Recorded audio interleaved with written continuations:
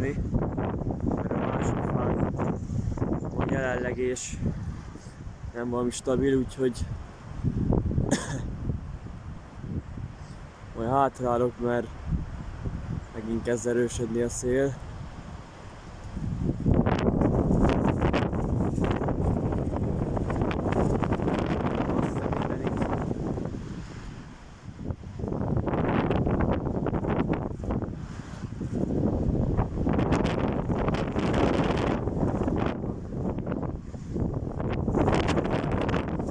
Kezd veszélyesíteni.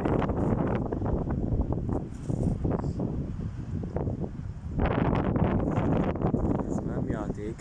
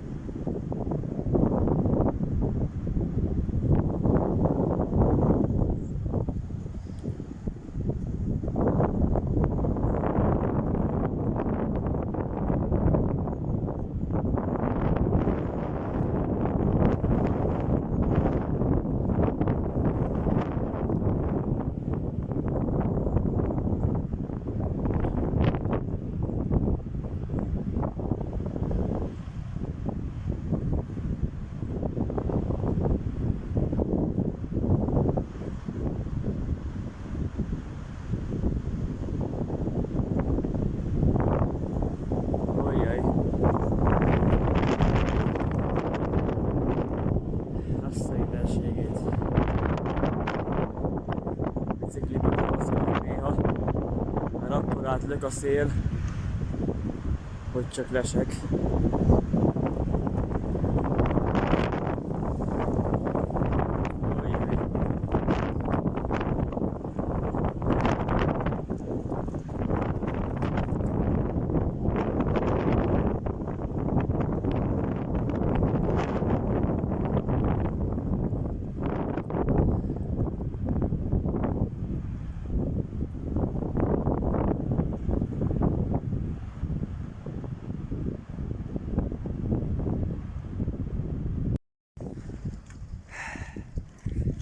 Kedves nézők, az előbb dőlt ki ez a fa.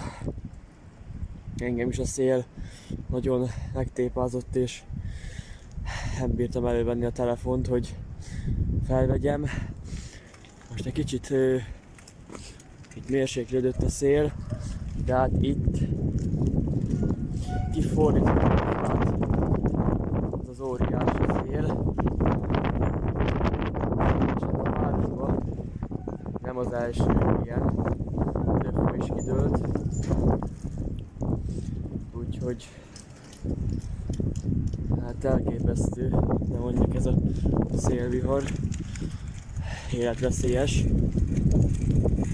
Nem hiába 30 fokú a veszélyjelzés. Hát tényleg megér annyit. Itt is a fal meg van tépázva, ez is. De nem dőlt ki, nem is fog.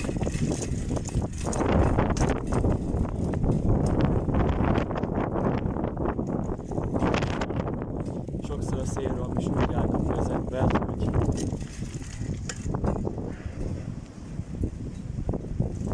figyelni kell. Hát itt pedig a járvány sorra, kiságok, minden. Tehát, hogy elképesztő. Innen töredeznek le ide. Hát már most is vannak károk.